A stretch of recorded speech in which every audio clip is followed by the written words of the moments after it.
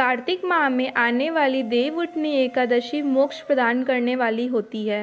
इस दिन पूजा के साथ साथ जो व्यक्ति जागरण करता है उसे अश्वमेध यज्ञ के फल की प्राप्ति होती है। देवउठनी एकादशी 23 नवंबर 2023 गुरुवार को है। इस दिन 5 माह बाद देवयोग निद्रा से जागेंगे और फिर समस्त मांगलिक कार्य शुरू हो जाएंगे। हिंदू धर्म में इसे देवोत्थान एकादशी के नाम से भी जाना जाता है। कार्तिक माह के शुक्ल पक्ष में आने वाली देवउठनी एकादशी माँ लक्ष्मी और श्री हरि विष्णु को प्रसन्न करने के लिए एक श्रेष्ठ दिन माना जाता है। इसके प्रभाव से बड़े बड़े पाप भी क्षण मात्र में ही नष्ट हो जाते हैं। श्री कृष्ण ने कहा है, देवउठनी एकादशी की रात्रि जागरण कर पूजा करने से साधक की आने वाली 10 पीढ़ियां विष्णु लोक में स्थान प्राप्त करती हैं, पितृ नरक से मुक्ति पाते हैं। देवउठनी एकादशी का व्रत कथा के बिना अधूरा है, तो चलिए जानते हैं इसका महत्व। धर्म ग्रंथों में स्वयं श्री कृष्ण ने इसका महात्म्य बताया है। इसके अनुसार एक राज्य में एकादशी के दिन प्रजा से लेकर पशु तक कोई भी अन्न ग्रहण नहीं करता था। एक दिन भगवान विष्णु ने राजा की परीक्षा लेने की सोची और सुंदरी भेष बनाकर सड़क किनारे बैठ गए। राजा की भेंट जब सुंदरी से हुई तो उन्होंने उसके यहाँ बैठने का कारण पूछा। स्त्री ने बताया कि वह बेसहारा है। राजा उसके रूप पर मोहित हो गए और बोले कि तुम रानी बनकर मेरे साथ महल चलो।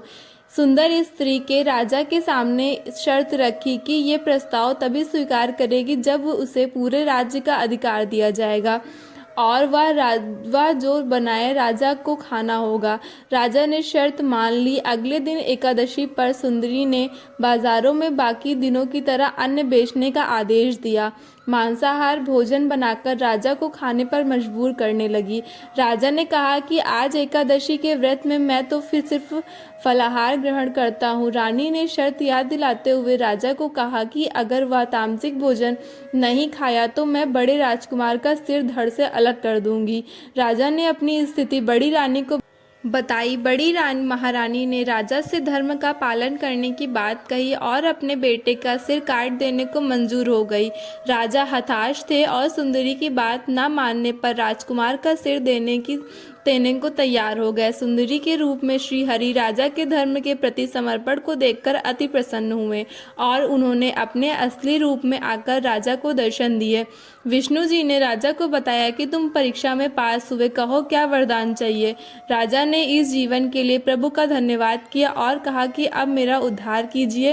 राजा की प्रार्थना श्री हरि ने स्वीकार की और वह मृत्यु के बाद वैकुंठ लोक चला गया। तो कुछ इस तरीके से भगवान द्वारा ली गई परीक्षा में राजा पास हो गया और उसे वैकुंठ की प्राप्ति हुई।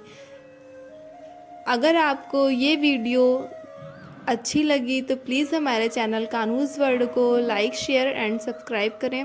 जय श्री कृष्णा, राधे राधे। सभी लोग स्वस्थ रहें और हमेशा प्रसन्न रहें।